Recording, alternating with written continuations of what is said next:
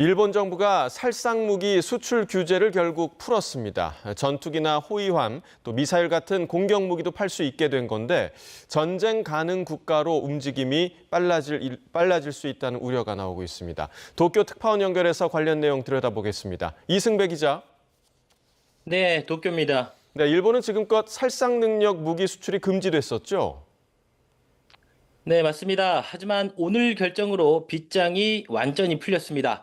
일본 정부는 오늘 오전 가기와 국가안전보장 회의를 열고 방위 장비 이전 3원칙과 운용 지침을 개정했습니다.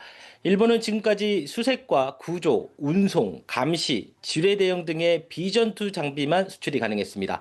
이 때문에 호위함과 전투기, 미사일 같은 살상 무기는 예외 상황이 아니면 수출을 못했습니다. 하지만 오늘 개정으로 자유대법상 무기에 해당하는 장비도 내다 팔 수 있게 된 것입니다. 다만 무기 수출 대상은 장비 수출 협정에 서명한 국가로 제한을 했습니다. 현재는 미국과 영국, 호주 등 17개국이 대상인데 협상 중인 나라까지 포함하면 20개국까지 늘어날 것으로 보입니다. 전투를 벌이는 국가의 수출은 원칙적으로 불가능하지만 일본 안보에 필요성이 있다고 판단하는 경우에는 예외로 허용이 됩니다. 적을 살상하거나 물체를 파괴할 수 있는 무기는 NSC 회의 심사를 거치도록 했습니다. 또 무기 수출을 결정한 뒤에는 국회 문서로 알려야 합니다. 이번 조치는 근본적으로 일본 안보 정책이 전환됐다는 평가가 나옵니다. 일본은 전쟁 이후에 평화주의에 근거해서 무기 수출을 사실상 금지해 왔기 때문입니다. 일각에서는 일본이 살상 무기 수출을 허용함으로써 평화 국가에서 전쟁 가능 국가로 움직임이 빨라지는 것 아니냐는 우려가 나옵니다. 분쟁을 조장하거나 지역 내 군비 경쟁을 부추길 수 있다는 목소리도 있습니다. 네, 이런 가운데 최근 중국과 일본 이 두 나라가 군사적 긴장감이 높아지고 있다고요?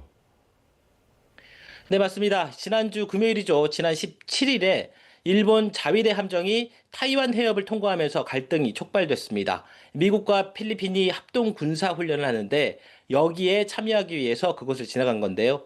병력이 1,400명 그리고 함정 3척과 항공기 2대를 끌고 갔습니다.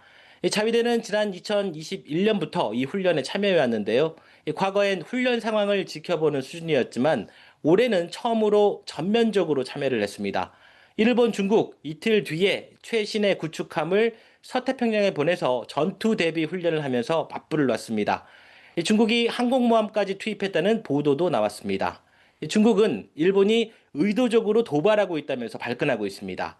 일본 군함이 지나간 지난 17일이 지난 1895년 시모노세키 조약 체결 날과 겹친다는 것입니다.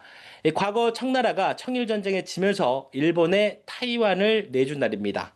여기에 그치지 않고 두 나라는 동중국해 자원개발 문제까지 전선을 넓히며 서로 으르렁대고 있습니다.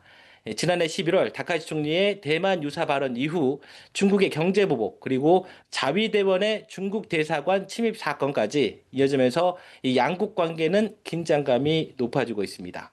지금까지 도쿄에서 YTN 이승배입니다.